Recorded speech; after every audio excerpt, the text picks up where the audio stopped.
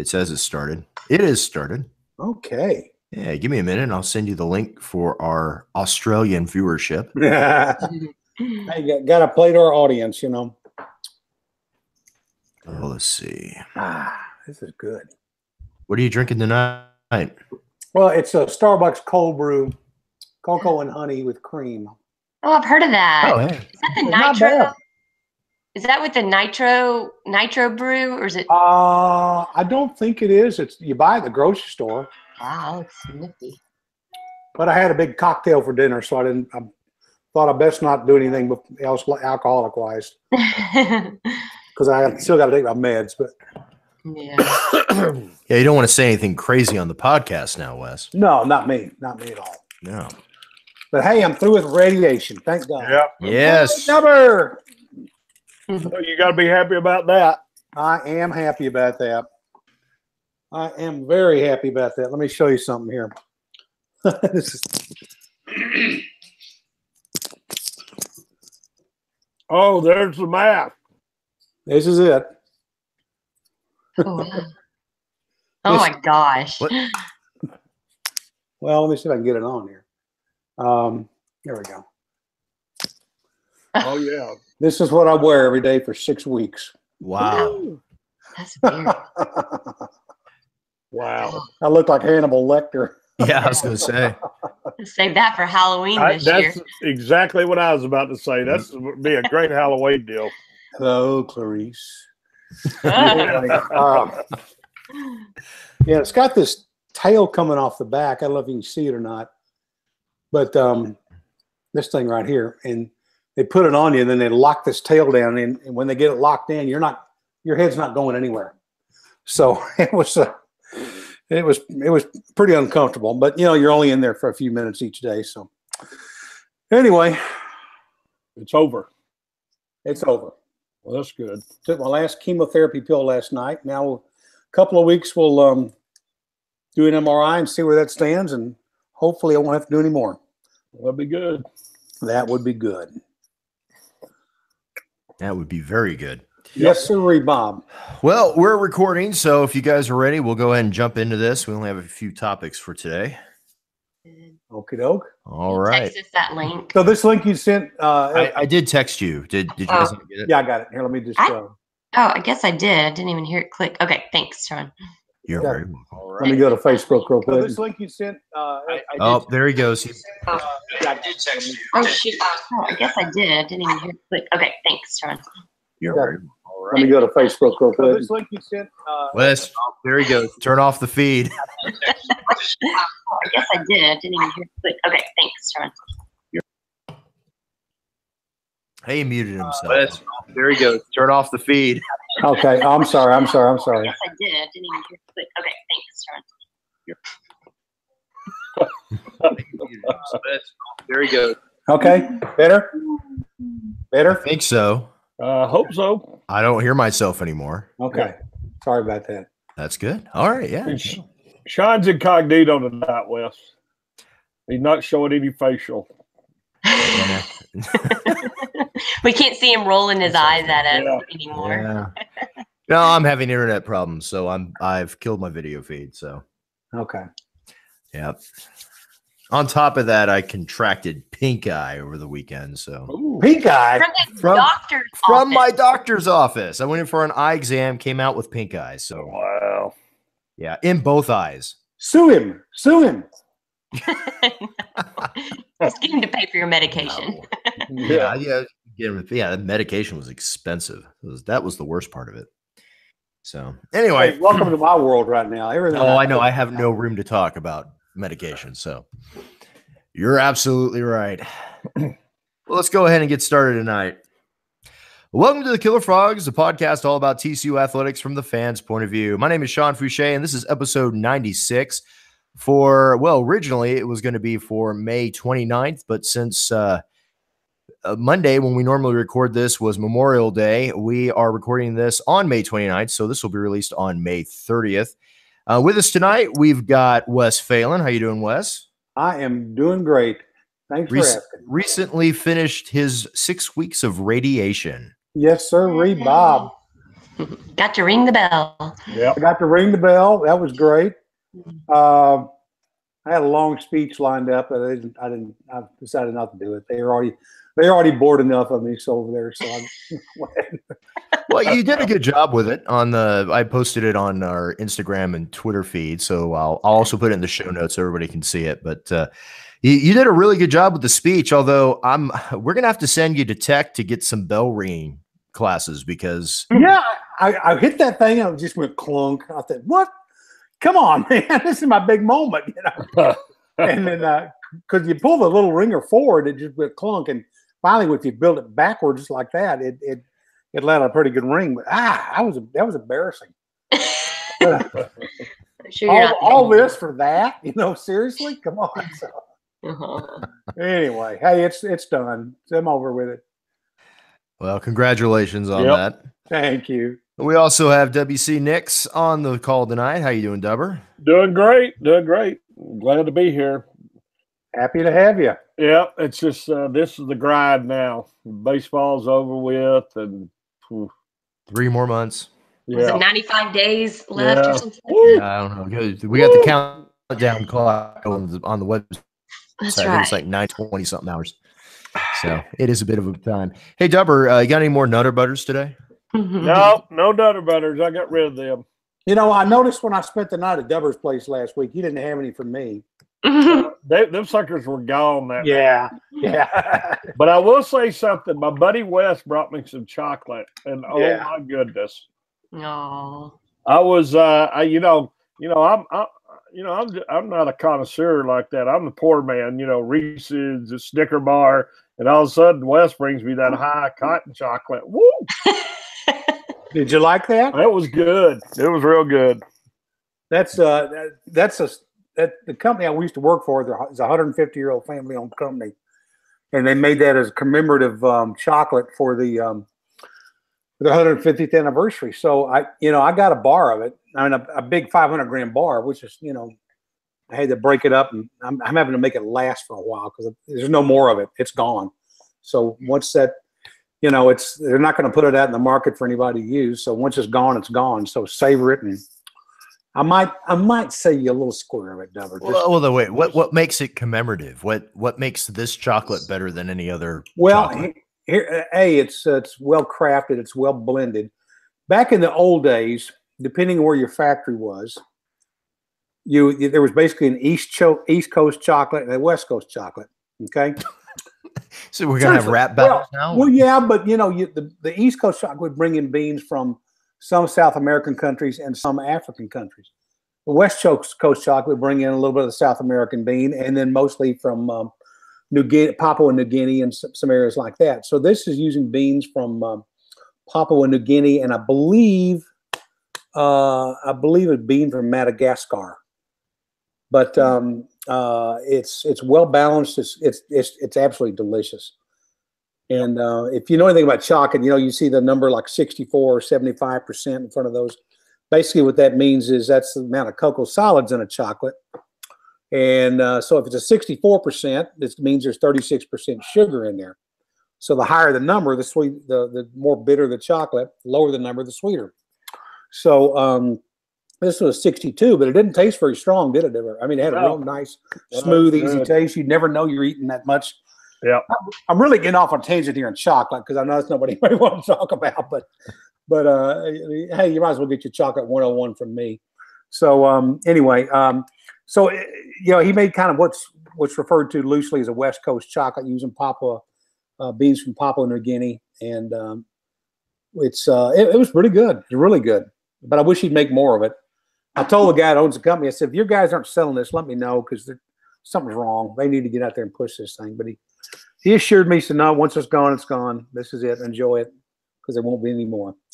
So anyway.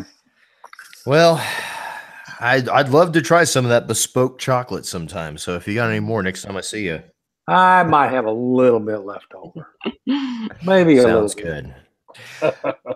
And rounding out our panel tonight is the boss, Ryan Zeller. How you doing, Ryan?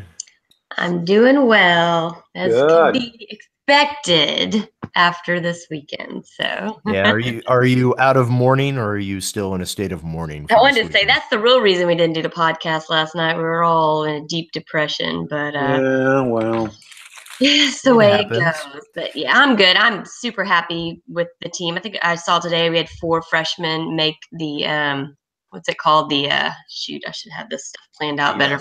Big 12 team. Yes, exactly, and that's pretty impressive. Which of our freshmen made that? It was Oviedo. It was Adam Bulware. Shoot, those are my 2 favorites. Let me look it back up. But I'll while I'm looking it up, I'll tell you I was in Boston this weekend and got to see.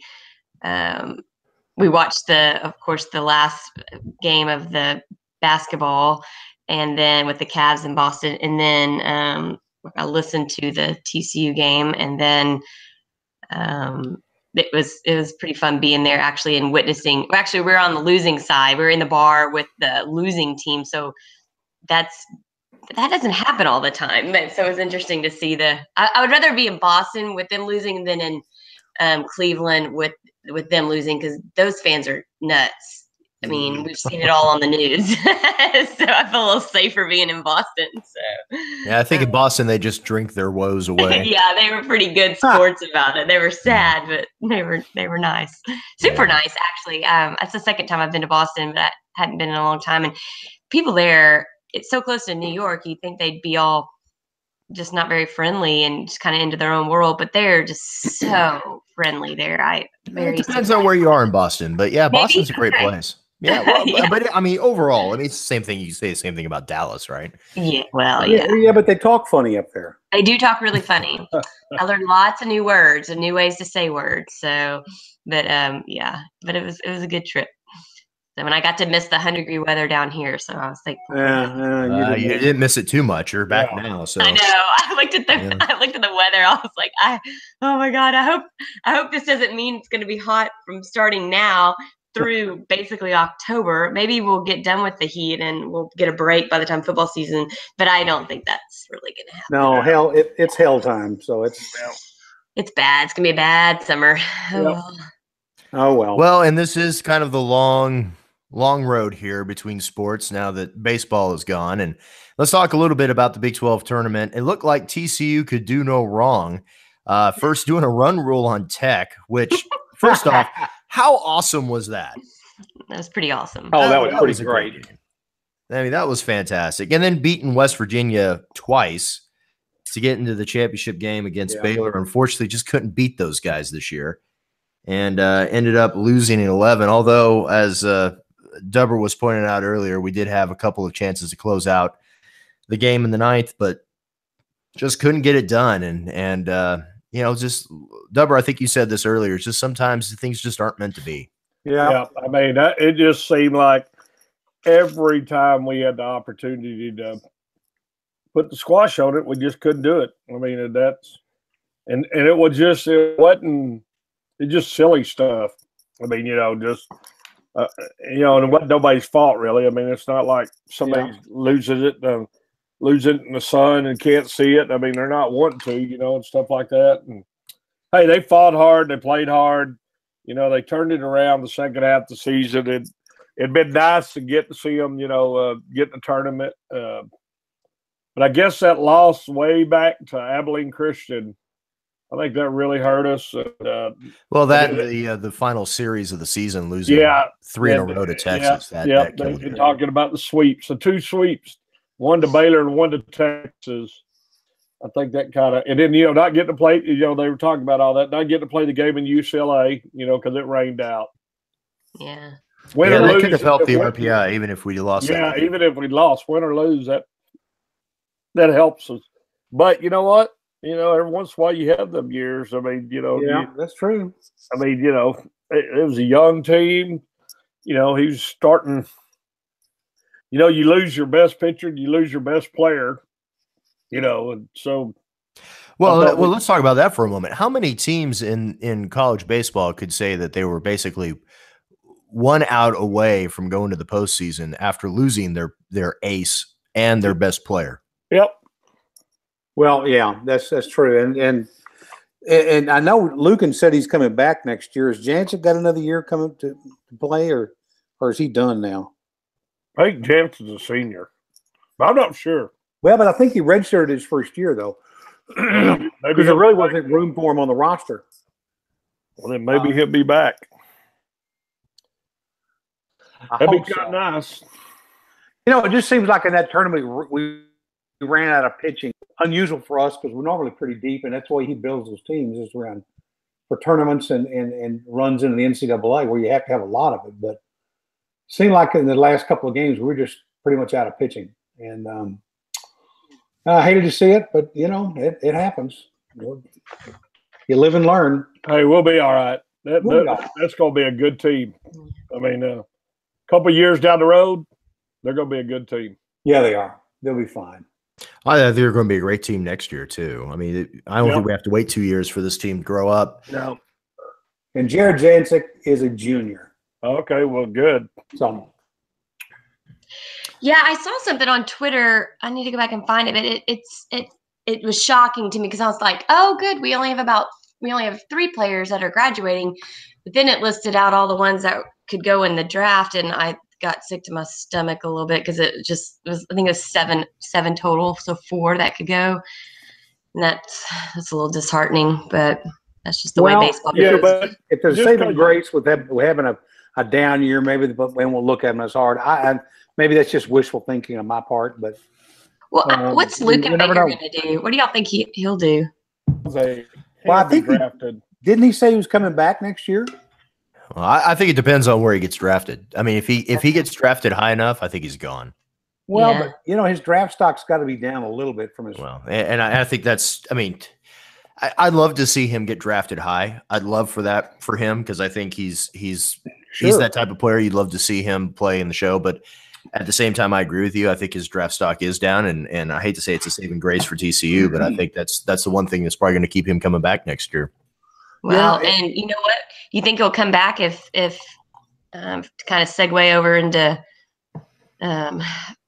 Coach Slosh, you know, how many of these players will come back if they know Slosh is leaving? You know, if he does decide, I mean, that could help them make their decision.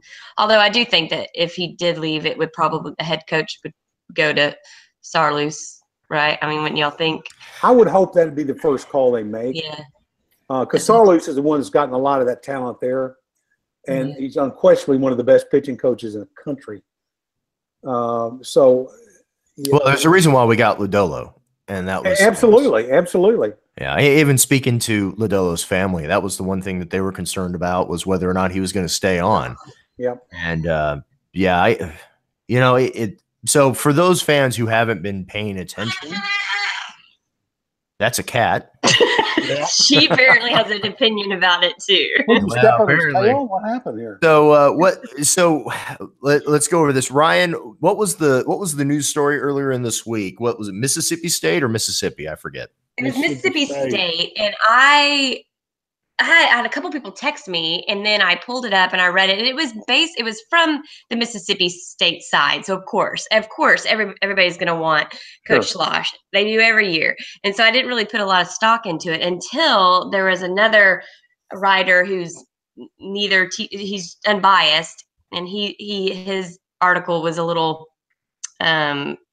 disturbing for TCU fans, I would say. And then Mac Engel, wrote one, and it just basically but that's Mac Engel. Yeah, I know, but he made some really good points. It's not necessarily about money. I mean, he'll never make what a football coach will make, but as it is compared to other baseball coaches in the nation, he's one of the highest paid. And so the other part, though, is that Mississippi State is known for getting tons of fans actually in the seats, and they are they're dropping $55 million into a whole new baseball facility. So, and the recruiting, I mean, it's got to be a lot easier. Slosh has a name. Players are going to follow him, and players can afford to go to Mississippi State, unlike TCU. So I would think, I get all that if Coach Slosh was 35, but his family, his son's graduating, going to college, I think TCU perhaps. And then I think his other child is going to be a senior, if I'm not mistaken. Yep, Trinity And Valley. I can't imagine. I mean, maybe they'll stay. The family will stay, and he'll go to Mississippi State for a year and let his kid graduate. I don't know, but I wouldn't blame him for leaving because every coach has goals. I know goals shift each decade of your life, and I just think he would.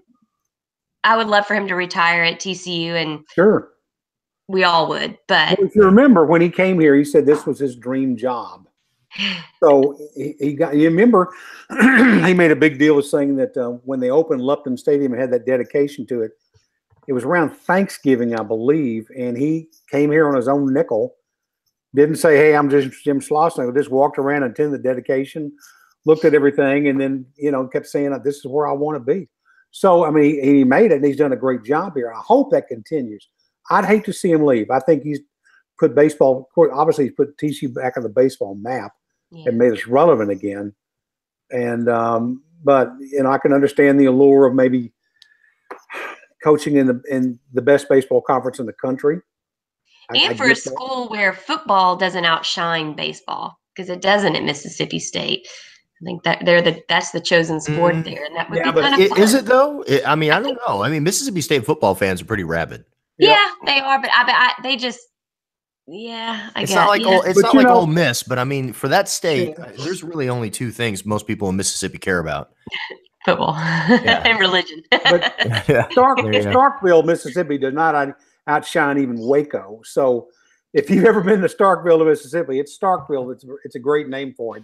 It's pretty stark, not that great a place. Yeah, it's a college town, but yeah, well, it's a great school. There's no doubt about it, and they seem to be coming hard at Slosh. So the question here, though, is that do you guys think that is this a good possibility that we're going to be looking for a new baseball coach? B, do you think he's just using this as a negotiating ploy, learning a little bit of the tips of the trade from Gary Patterson, or do you think that maybe there's a lot of smoke here but no fire? I hope B.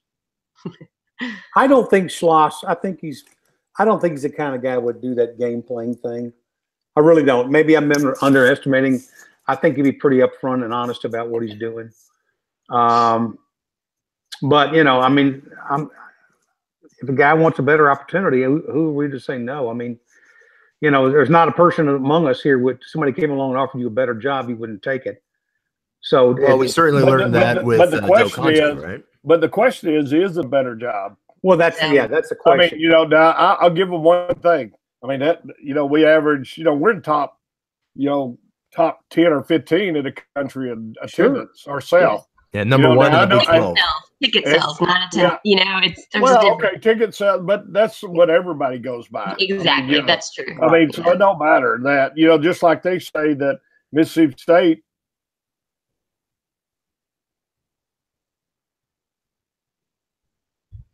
That's the big lure there, I would think. And I understand playing in the SEC, but it's not like the Big 12's chopped liver in baseball either. I mean, they've been just as strong as all the conferences out there too. Yeah, I just think it'd be interesting. I think if what coaches have started to learn, and it's like Coach Patterson. I mean, you got a good thing right here. You're the king of your kingdom, and so is Slosh. Mm-hmm. Slosh kind of gets what he wants. I mean, people. I mean, I understand. I mean, but it's not like our baseball facilities are shabby. I know. I mean, they continue to upgrade them every year. They've upgraded locker rooms, and but let's talk about that because that was one of the key points in the news lately. I think Carlos did this in the Fort Star Telegram. Should we replace Lupton? Yeah, but he's trying to compare. He's trying to compare it to Mississippi State, who is building a $55 million deal, and not everybody. I mean, they're the only one in the country doing that right this second. So to keep him, should we build a brand new baseball stadium? I say no. I think it's. I don't think there's anywhere for it to go. Maybe you add on, you keep adding on, and you're doing some stuff. But I think that's kind of an unfair deal when you're trying to compare it to, to somebody that's fixing to build a state-of-the-art facility. I mean, it's not like that everywhere. No. Yeah. But I can tell you for a fact that there are planned, or there were plans, because I sat in one of our donors' boxes and talked with Del Conte about it a couple of years ago. They wanted to recreate the entire entryway in the Lupton Stadium and make it kind of a Hall of Fame, so you'd have more historical data and more of a Hall of Fame effect as you walk in into the new entryway. And there were some areas out there where they wanted to widen the concourse and some things they want to do. Also put kind of a deck area out in the left field area, kind of where it'd almost be equal to the top of the fence, or a level at the top of the fence. And that would be, an enhancement out there. You could rent it out, and lots of things you could do. I think our facility's fine. I think for someone to say we need to build a new one is crazy. Yeah. And I can't believe that these reporters would go out and throw that out there. They'd be checking to see if there were any plans to do something, because I know there were. Well, now let me go back to my point B, though. Could this possibly be, because these guys don't just come up with the stuff in a vacuum. We all know this. Sure. And it wasn't just Carlos who mentioned it. There's been mention, I think, in 3 separate stories just today alone, talking about possibly replacing Lupton if Schloss leaves, or even if Schloss stays. Is that going to be a gem to kind of keep him here? I'm getting a feeling like maybe they're getting fed this information from somebody. And I'm thinking maybe this is just a negotiating play. I'm thinking this is going back to my 3 different options. I'm thinking this is possibly something that Schloss is doing. And of course, we have a new AD. The last thing Donati wants to do is lose one of our star coaches in his first year as AD. But my deal is we're upgrading the facilities all the time. Yeah. I mean, just like what Wes just said, it's not like we're sitting there. It's a couple things. It's not like we have shabby facilities. No, it's not like we don't. It's not like we don't continue to add on. I mean, we've redone the baseball locker rooms. We've redone the area for the players. Where they put that out there, down the in left field, the pitching and the batting cages. And I think, like Wes talks about, it's not like they're sitting there going, no, we're done. They're always talking about upgrading the facility. So in my mind, unless Schlossnagle just come out, and I've never heard him say, and I've never heard anybody say he's ever said, hey, I need a new baseball. Forget this one. I need a new baseball facility. I don't believe the stories. I'll just tell you. You say there's smoke, there's fire. I say somebody wants to sell papers, and so they start throwing something out there, and then other people start throwing it out there, and then they start feeding off each other. That's just my personal opinion. I'll tell you what, though, I really would. I had not heard the whole thing about the Hall of Fame as you enter. I will say, we don't have a beautiful entryway, and that's not replacing the whole field. That would be so neat for them to do, and they could do it pretty quickly. Yeah, it's kind of like what they did for basketball. It seems like baseball's next in line. They did football, basketball, and now it's baseball's turn, except that football may have jumped ahead of them just because of the East Side renovation. I don't know. That kind of goes back. I'm thinking maybe this is just a ploy to kind of push things forward a little bit quicker. Yeah, I hope so. Move things up to the top of the list. We do need some shade. I know we got lucky this season. There were not. I think there might have just been a handful of hot games, but they do. I don't know what they can do. Hire an architectural firm to come out there and put shade for all the fans. I mean, I go to most of the games anyway, but my mom, people that are getting up there in age cannot go out there and sit. And my mom loves baseball, but I just would never. It's hard on us, I can't imagine, all of our parents going out there and sitting in 100-degree weather. So the best thing they did was they took the temperature display out. I got tired of looking at how hot it was. Yeah. They were killing me when I looked down there and it'd say 103, and I'd go, really, I don't need to know that. Yeah. I already know how hot I am.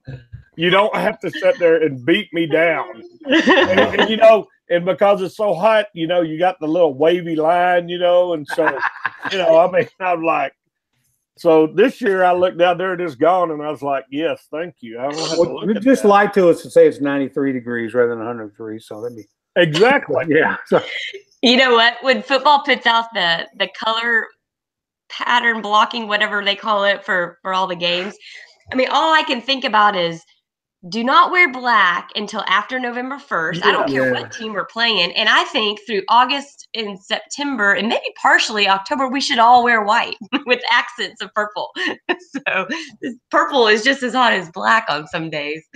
Oh, God, yeah, no kidding. I'm pretty sure whoever comes up with that scheme is either up in the press box or up in that nice section where they can walk inside. They're not out there with the fans on that, especially on that east side. Yeah, exactly. Yeah, it'd be interesting to see what they said they could do at Lupton, because I know when they first built it, they put the supports in. You know, they added the 2 wings on either side of the field and increased the capacity up to whatever it is now. But they put the supports in with the expansion in mind when they built Lupton. Now, I don't know if they did that, add any extra supports on either side to increase seating. I don't think they did, but I think anything's possible as long as the money's there. But, you know, could they bump it up a little bit more in seating? Possibly. Could they take that berm out there and put permanent seating out there? Possibly. What is their capacity? Is it 3,500 or 4,000 officially? But I know they put as many as 5 or 6. Yeah, they can get over 5,000. Oh yeah. Well, the 2 big points is the attendance. To me, I mean, you got to be impressed if their attendance is around 6,500. That's pretty salty. And then the whole concept of the how much it costs to go to school there compared to TCU. Yeah. But I will say this: it's not like we're hurting in getting players. No. I mean, we're in the top 10 almost every year. They do a great job. So it's not like, or how much better talent is he going to get at Mississippi State as he's got at TCU right now? I mean, if you're talking about somebody had to go from, we're not talking about you going from number 30th recruiting class in the country to number top 10. And you're saying, well, it'll be easier to recruit and stuff like that. Well, crap, we're already in the top 10 pretty much every year, top 10, 8, so you're talking about, can he get them to the top 5, top 3? I don't know. I mean, and at that stage of the game, is it really as relevant, I mean, as far as how much difference is there between 3 and 8? Yes, that's that's exactly what I was saying. Yeah. And I'll say this: a college student, and I mean, and I agree with to a point. If somebody's got a great program, then you're going to want to go play for them. Sure. But heck, right now, would you rather? Let's say the programs were even, straight up even, record wise, this that. Would you rather go to Fort Worth at TCU, or would you rather go out the country? I mean, you're going to be isolated. Like college students, I mean, when they go out there, they better want 100% college life, because that's what they're getting. Yeah, that's it. I mean, that's it. There's not. It's a totally different ballgame. I think they got 25,000. I forgot what it was. I mean, I forgot what I read. I was like, wow, it is out in the country. You talking about the overall attendance of the school, or are you talking about attendance at the baseball games? No, overall attendance of school and stuff like that. The attendance of the baseball games is about 6,400. Yep. Right, which is only about 1,500 more than we have at our stadium. But given the size of the schools, given the entertainment competition that's in DFW, I mean that's unbelievably impressive for TCU. Yes, it is. I mean, well, I just know one thing, and you know what? And like you said, if somebody decides they want to start fresh and just get a new challenge, that happens at times. Sure. And that might be what he wants to do, and if he does, and more power to him. But he's got the keys to the kingdom. I mean, I'd have a hard time believing he'd leave unless he just wants to just start over and just kind of see if he can do it somewhere else. Well, he's got a great situation. He lives right across the street from Lupton Field. Yeah. He doesn't have to drive to work. He can walk to work or get and hop in his golf cart and drive over there. And got another Nutter Butter there? No. But I mean, he's stashing them throughout the house. I'm telling you what. When I stayed over there, I found Nutter Butter, empty Nutter Butter packages all over the place. No, he did find the Nutter Butter package, but with the hide them from a wife. There you go. First step is admitting you have a problem, Dumber. Oh, yeah, exactly. Yeah. Dubber, the 12-step program is waiting. Yep. Anyway, he's got a great situation. TCU loves him. I know when he first came here, I won't go into the family medical history and all that, but I know that there were some people that offered him a lot of help for some problems, some health problems his kids were having. I'm not going to, again, I probably said more than I should have, but they extended him a lot of courtesy and did some favors for him to help him out and help his kids get healed up from a situation they had. And nothing life-threatening and nothing dangerous, but just help you'd want to give any money as a friend or a neighbor. So, but there's a lot of advantages that he's had here, and yeah, absolutely, it's going back to whenever Coach Patterson was put on this coaching carousel every single season. Sure, and it's the exact same arguments we make against Patterson not leaving. But this is Patterson's name comes up every single year, and every single year there's always at least one or two schools that kind of have this big push, like, oh, we're in the running, and Patterson's always made himself known as the guy who never is going to turn down an opportunity to talk to another school because he believes that's just A, common courtesy, and B, you never close down on all your options. But we always feel pretty secure about the fact that Patterson's not going to go anywhere. But this is the first time, I think, since Schloss has been here, that this is the first serious move against hiring him away. So I think that's what's scaring a lot of people. Correct. You know what else? Wasn't he approached by UT in 2016 to come over? Yeah. Now, if Del Conte was at UT at that point in time, I'd say there was probably a little bit more teeth behind that. But yeah, I mean, I would have thought he would have gone in a heartbeat. I mean, it's UT. I mean, but I don't get the allure really of Mississippi State as much, but we don't know what his goals are. If I were to go to a school in that state, it'd be University of Mississippi, not Mississippi State. But that's Ole Miss is definitely better the two choices. And I don't know. I mean, we've changed athletic directors. Maybe that's changed the dynamics a little bit. Well, could be. I mean, I don't know. I mean, you don't ever know. Let's say he did leave and Sarloos did not get the job. Who would you think would be a good replacement for the only thing I think that the only way that Sarloos doesn't get this job is if Sarloos leaves. Yeah, before the job is over. Last year, and he didn't. So. That was Stanford, right? He turned Stanford down. Right. And I mean, if you're going to go for a head coaching job, there's another prime spot right there, Stanford. And he's from that area. He's actually from California. So you would think that would be the way to go. You think, I mean, I'm just, making up stuff now, but I wonder if maybe Jim Schlossnagle said, hey, don't leave because the head coaching position may come up next year, nudge, nudge. I don't know. I mean, well, possibly. I mean, I read when the coach down at Rice said this is his last year. There were some people saying that, hey, look at Kirk Sarloos. He's ready to step up. And Rice has got a pretty good baseball history. So I don't know. I mean, Schloss may have said that.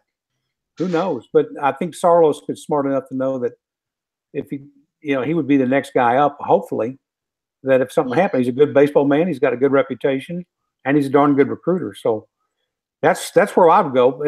If he didn't take it or he went somewhere else, I think I'd call the guy at Dallas Baptist if it was me. Yeah. So how long do you guys think this is going to drag out? Yeah, I don't know. I don't think Schloss will drag it long. I think it's terrible when they drag it out so long. I hope it's solved in the next week or two. Yeah. And I hope the TC fans, anybody that's listening, we all keep our cool and handle this classy because we all get emotionally involved and people start tweeting stuff like, and no one pull a Roseanne on Twitter. Yeah, I'm like, geez, people, let him see this through. Just because he's entertaining it does not mean he's not loyal to TCU. My goodness, but I read one guy that said, "Well, he just doesn't have the frog factor." I was like, he is the frog factor. Would you take a job at TCU? Are you obligated to work there the rest of your life? I don't think so. I mean, and would you not take another job if offered to you and it paid more or offered you better opportunity? Everybody would do that. So, I mean, lighten up, let the guy make his decision, and stay out of it. And just, if he leaves, then thank him for what he did. And then let's go support the new guy. Exactly. Ryan, what are you doing to your poor cat? I don't. Well, we've been out of town since Thursday. No, we left Friday, got back this evening. And so she has been basically in, solitary confinement. No one's been talking to her for several days, and she's letting us know about it. So, she's not happy. Don't do this again. She's not happy at all. Hey, real quick, I do want to give a shout out really quickly to the freshmen that I did look them up. So actually TCU led the Big 12 with 4 members of the all freshman team. That's Bulware, Milbauer, Oviedo, and Sloan. Okay. Honored. That's huge. I mean, that's pretty good. That's really great. And that's a good basis for next year.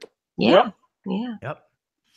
When Coach Slosh comes back to coach another year. There you go. Exactly. And when retire, and we give him his statue. Not next year. He doesn't retire next year. You're right. He needs to wait a while, but he's too young.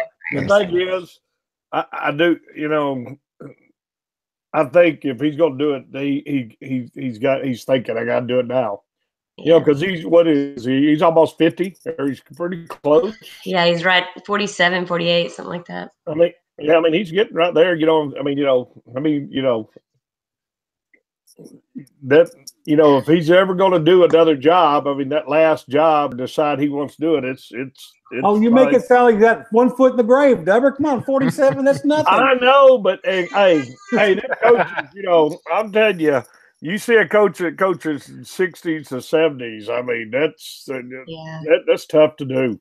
Yeah, I'm living that time frame right now. So, it is tough. But anyway, yeah. I mean, well, I hope he stays, and I think my gut feeling is he will. But I've been wrong before. Hey, he's a great guy. He handles his business like he's supposed to. He handles the players like he's supposed to. And stuff like that. And so. Whatever happens is gonna happen. That's right. I'll tell you what I'll miss, and we get this with so many of our coaches. We're very lucky at TCU. It's just a standard that everybody holds true to. But there was a tweet out earlier. I don't know. I should maybe know who this is. I don't know if she's part of some coaching organization, but she took a picture of the dugout during the tournament and said, "Win or lose, this team basically handles everything with class." And she talked about how there was not one even candy wrapper laying in the dugout, on the dugout floor, because Schloss, and now that I think about that, I do always see them walking all the way down to the end of the dugout to throw something away. And they apparently do that no matter where they are, no matter if they're winning or losing. And those are the little things that make, winning is huge. But what these players learn while they're there, and how to behave and just be good people, and all the sports that we really have at TCU, all the coaches are like that. And I hate to see that go. Not that Sarloos wouldn't keep that going, because I'm sure he would, but it's pretty special what we have with our coaching. Well, every time we talk to a baseball player, a previous Frog baseball player, whether it's Matt Carpenter or Holiday, or just when we were talking to Scout a couple weeks ago, they all say the same thing. It is that character building that they get here at TCU that means so much after they leave. So correct. Yeah, I'd hate to lose him if he goes, but I'm thinking he's coming back next year. I think it's 50-50. We'll see. I hope. We'll see. Well, with that, I think we are now done with baseball season. Unfortunately, like I said, this is the long 90 some odd day until football kickoff, where we kind of have a dearth of TCU athletics to talk about. But overall, we do a couple quick things. Tennis had a pretty good run of it. They got to the top 16 again in the NCAA. We had a couple of individuals go pretty far in the NCAA as well, and tracks had a couple of standouts. But I mean, overall, this season This 2017-2018 season of Frog Athletics has been something else. It's been a lot of fun to watch. Yep. Yeah, it has been. It's been a good year. It And has. no reason why it can't carry on the next year. Basketball Absolutely. looks great. Football is going to be good. Tennis will always be good. And baseball, knock on wood. When Schloss comes back, it'll be good next year. I think basketball is going to be good. I think girls basketball is improving. I mean, I think all the sports. Volleyball, she's kind of turning the corner. She's got a really good recruiting class. Yep. I mean, so swimming's got a new coach. We that's what I said. I said you get spoiled sometimes, but it's a pretty good time to be a Horned Frog. It is a great time. Yep, it is. Well, the last thing on our list, and we'll just kind of touch on this real quick, was going into football season. The NFL made I don't know if you want to call it a surprising ruling or whatnot, but it certainly is a controversial one, and it has to do with the this kind of kneeling before or kneeling during the national anthem. They've now basically mandated that players must stand for the national anthem, or if they aren't going to do that, stay in the locker room. There's been a lot of talk about this starting to kind of filter down into the college ranks. Do you think colleges are going to start looking at this before the season, or do you think they're just going to kind of let this play out? Well, they stay in they don't come out for the national anthem, do they? In college? I don't think they're out on the field for it. Yeah, it's a good question. They're not. I've seen several games where you have teams out there for the national anthem. Huh. It depends. I've seen it. I know Gary doesn't bring them out. I know they run out afterwards. I do know that. I don't know about every college team, but that's right. That's right. They do. So I would hate to see that go over to the college ranks. I really would. And I don't think it will, because Ryan brought up a good question. I don't know if they bring them out for the national anthem. I don't think they do. Gary doesn't. And I don't know many teams that do. You know what's interesting is that why is it just football? I mean, no other sport did that. Basketball, hockey, none of them. I think you had a couple people in basketball at one point. Really? Yeah. But overall, really, it was just football. And I know we were talking about this earlier. This is a very touchy subject. I don't think it should be. I'm on one side. I think it's fine for them to have their podium and, talk about the things that are meaningful to them and things that they want changed. I don't think it's the appropriate time during the national anthem when half of us don't even know the history of this own country and how we became a country that is fully free. And to disrespect our country and the men and women who died and kids who grew up without parents, I just don't think it's an appropriate time. I'm not saying what they're talking about isn't. I'm not saying they don't have a right to talk about or bring up any of those subjects. I think that's totally fine. I just don't think it should be during the national anthem. No, I agree with that. These guys are public figures and athletes. And heard somebody on the radio today that they can basically get the press or have a conference anytime they want. You snap your fingers, the press will show up there, and they can make their statement then. You don't need to do it in front of a national audience during the national anthem. I just think that's wrong and disrespectful. And I hope it ends. I hope it has ended.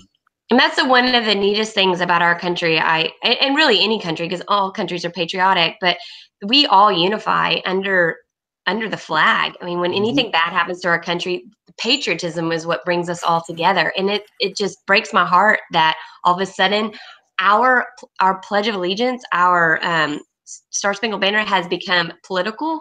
And polarizing. I just makes me so sad that happened. I think it's very unfortunate. I hope we get past it. Yep, me too. I'm with you.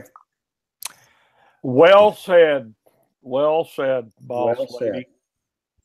And we'll leave it right there.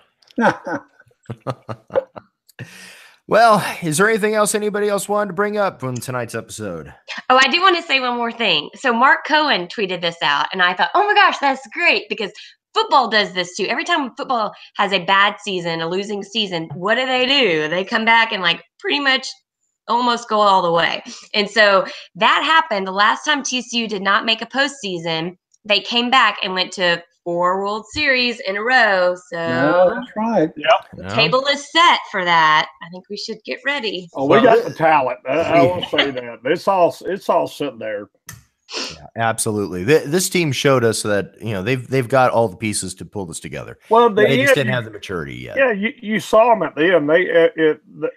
The last 3/4 or I guess 2/3, whatever, that last part of the season, they really came on. They played well. They played hard. They fought.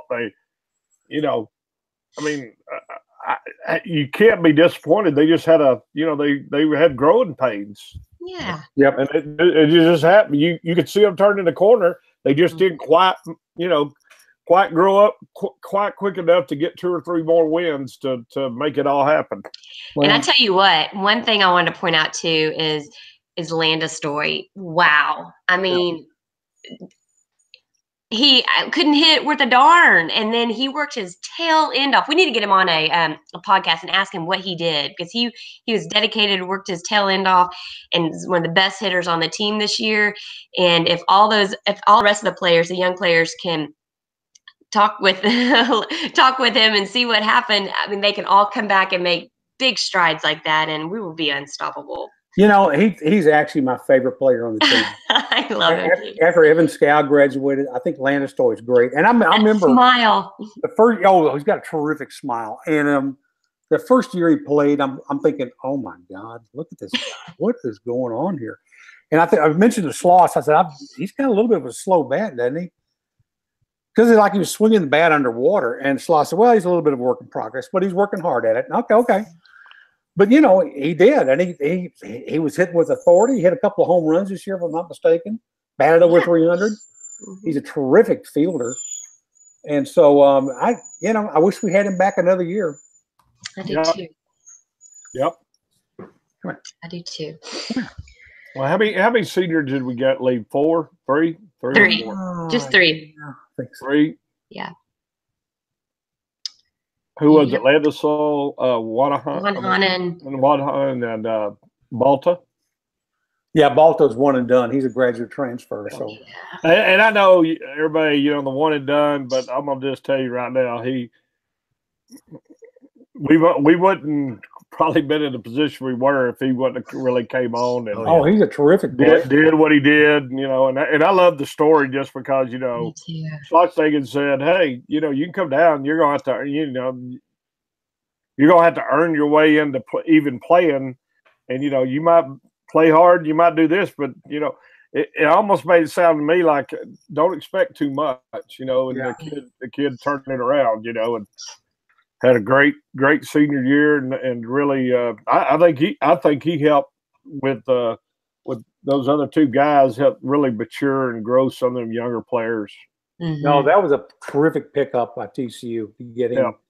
Yeah, didn't he just call Coach Slosh and say, because I think this story for people who may not know, I mean, he was kind of like Baker. I mean, he had gotten injured almost every season. He's a great player, but he just never could make it into get drafted high enough. And he thought, you know what, I have 1 year of eligibility. I want to go play for a coach and a team. Unfortunately, that goes to the World Series every year. And unfortunately, this didn't happen for us this year. But, and Coach, that's when Coach Sloss said, yeah, you can come on, but no guarantees. But he literally picked up the phone and asked to come to TCU. And I love that. And he didn't start off really great, but by the end of the year, wow. Yeah, he was smoking it. Just a great player. How many home runs did he have? 8 or 9? Or he didn't crack 10, but I think he had. Yeah, I think it's right there. I mean, right. I think it's the RBI count for him during the tournament was the highest of any player, I believe. Yeah. Period. So he had 13 runs batted in. I think, wow. And let me tell you, he had 2 home runs in the championship game. I mean, he was something else. I mean, very timely. Unbelievable. But you know what? If you, and of course we know it because we've been there. But you look at the batting average of some of them young guys in the first year and what they ended up, and they didn't look great. But from where they started and where they were learning and to where they got, it took a long time for them to get their batting averages up. And they're going to start off with they're going to start off where they ended off. I mean, a lot more. So next year, I think we're going to have. It's going to look like we have a much better hitting team and stuff like that, especially with the younger guys. Yeah, just to wrap up, Balta was had an batting average of 310, played all 56 games. He had 63 hits, 17 doubles, 7 home runs, 59 ribbies, and then I mean he outside of Baker, he was the absolute best hitter on this TCU team this year. Yeah. Well, that's what Schlossnagle kept saying is just think how good we could have been if him and Baker would have been in the lineup together the whole year. Oh my God, yeah. Oh yeah. Yeah. Yep. I mean, but what it could have, should have, you know. Yep. I mean, that's you always say that. Yeah. Well, if you take a look at how this team started off and where it ended, I mean, the bats picked up at the end, and Balta was there the entire year. He was kind of the foundation, the rock, especially after Baker went out. Yep. So yeah, it was a fantastic pickup. Yeah. Can't ask for anything more out of that guy. He did great. And I hope he did enough to have the scouts look at him and pick him up in the draft. I think that would be a great end to the story. It would be. Yep. Yeah, we're rooting for you. So absolutely. Well, all right. With that, we are about an hour in, so we'll call this one. I want to thank everybody out there who's listening to us. We are available on iTunes, Google Play, and Stitcher, pretty much anywhere you can find podcasts. We're also on social media. You can find us on Twitter and Instagram at @killer_frogs, or you can go on Facebook or YouTube and just search for Killer Frogs. You'll find us there.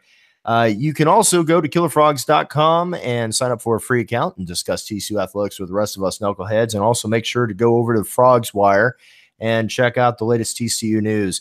Last but not least, since we are now at the end of baseball season, if any of you have some questions for us, you can go ahead and email us at podcast@killerfrogs.com, and we'd be more than happy to read your questions on air next week. And with that, we have come to the end of the podcast. It's time where we all get the frogs up and say, Go Frogs!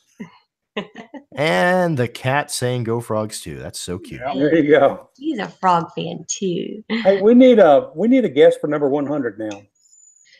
I don't know what happened with Jamie Dixon last week.